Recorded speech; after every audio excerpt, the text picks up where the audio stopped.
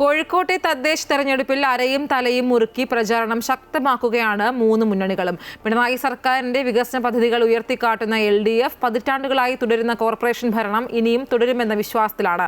ഇടതുപക്ഷ ഭരണത്തിന്റെ അഴിമതികളും വികസന മുരടിപ്പും എടുത്തു കാണിച്ചുകൊണ്ടാണ് UDFും മോദി സർക്കാരിന്റെ വികസന പദ്ധതികളിൽ ഊന്നി BJPയും തെരഞ്ഞെടുപ്പ് കളത്തിൽ നിറയുകയാണ്. കോഴിക്കോട് പ്രസ് ക്ലബിൽ നടന്ന മീറ്റ് ദ ലീഡേഴ്സ് ചർച്ചയിൽ മൂന്ന് മുന്നണികളിലെ ജില്ലാ നേതാക്കളും ആത്മവിശ്വാസം പങ്കുവച്ചു. തികച്ചും സൗഹൃദപരമായിരുന്നു കോഴിക്കോട്ടെ മുന്നണി നേതാക്കളുടെ ചർച്ച. വസ്തുതകൾ പറഞ്ഞുള്ള പോരിനൊപ്പം പൊട്ടിച്ചിരിയും പരസ്പരമുള്ള കളിയാക്കലുകളും. പാർട്ടിയുടെ ഉത്തരവാദിത്തപ്പെട്ടവരെ കുന്തവും കുറച്ചൊക്കെ മത്സരിക്കുന്നത് CPM ജില്ലാ സെക്രട്ടറി M മെഹബൂബാണ് ചർച്ച തുടങ്ങിയത്. ജനഹിതത്തിനനുസരിച്ചുള്ള വികസന പ്രവർത്തനങ്ങളാണ് പിണറായി സർക്കാർ കാഴ്ചവെച്ചതെന്നും കോഴിക്കോട് ഇടതുപക്ഷത്തിന്റെ സ്വാധീനം ഇനിയും വർദ്ധിക്കുമെന്നും അദ്ദേഹം പറഞ്ഞു.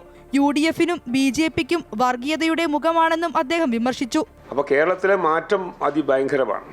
അതുകൊണ്ട് തന്നെ വികസന രംഗത്ത് ഒരു കാലത്തുമില്ലാത്ത കുതിപ്പ് ഈ കാലഘട്ടത്തിൽ ഉണ്ടായിട്ടുണ്ട്. അപ്പോൾ ആ ഭരണ നേട്ടം ഈ തെരഞ്ഞെടുപ്പിന്റെ അകത്ത് പ്രതിഫലിക്കുമെന്ന കാര്യത്തിൽ യാതൊരു സംശയമില്ല. കോഴിക്കോടിന്റെ ചരിത്രത്തിൽ ഏറ്റവും വലിയ പരാജയം LDF നേരിടുമെന്നും അതിശക്തമായി UDF തിരിച്ചുവരുമെന്നുമായിരുന്നു Kozhikode DCC president advocate K പ്രവീൺകുമാറിന്റെ പ്രതികരണം. അതിനുള്ള കാരണം സംസ്ഥാന സർക്കാരിന്റെ ഭരണമാണെന്നും അദ്ദേഹം കുറ്റപ്പെടുത്തി.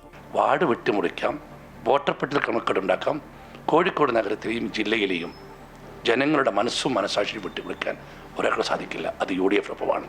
കോഴിക്കോട് നഗരസഭയിൽ 4.5 പതിറ്റാണ്ട് കാലത്തിന് ശേഷം UDFന്റെ മേയർ സത്യപ്രതിജ്ഞ ചെയ്യും. കോഴിക്കോടിന്റെ വികസന മുരടിപ്പും മോദി സർക്കാർ വികസനവും എടുത്തു പറഞ്ഞുകൊണ്ടാണ് BJP കോഴിക്കോട് സിറ്റി ജില്ലാ president advocate KP Prakash Babu സംസാരിച്ചത്. കോർപ്പറേഷനിൽ BJP ഏറ്റവും വലിയ ഒറ്റകക്ഷിയാകുമെന്നും അദ്ദേഹം പറഞ്ഞു. കൃത്യമായിട്ടുള്ളൊരു വികസനം ഞങ്ങൾ പറയുന്നത് നരേന്ദ്രമോദിജി നടപ്പിലാക്കിയിട്ടുള്ള പദ്ധതികളിലപ്പുറം ഒരു ഫ്ലെക്സിലും ഒരു വികസന രേഖയിലും കാണില്ല.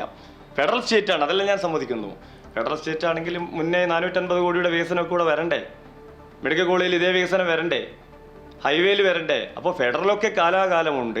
എന്തുകൊണ്ട് ഈ ഫെഡറൽ സംവിധാനം 2004 മുതൽ 14 വരെ ഉണ്ടായിരുന്നു? കേരള സർക്കാർ പദ്ധതി വിഹിതത്തെ ചൊല്ലിയുള്ള തർക്കവും നടന്നു. നിങ്ങൾ തെറ്റിദ്ധരിപ്പിക്കുകയല്ലേ ഈ കണക്ക്? അതാണ്, അത് തെറ്റാണ്, അത് ശരിയല്ല. കേന്ദ്രം തരേണ്ട പണം പൊതുപ്രവർത്തനം നിർത്തി വെക്കും. നിങ്ങള് നരേന്ദ്രമോദി വന്നപ്പോ ഒരു കാര്യമുണ്ട്, ഇന്ത്യയെ വിറ്റ് തീർത്തിരിക്കുന്നു. ഇപ്പോ റെയിൽവേ സ്റ്റേഷനിൽ ഇനിയും വരും. കാരണം ഇപ്പൊ എന്താ പ്രശ്നം അറിയോ?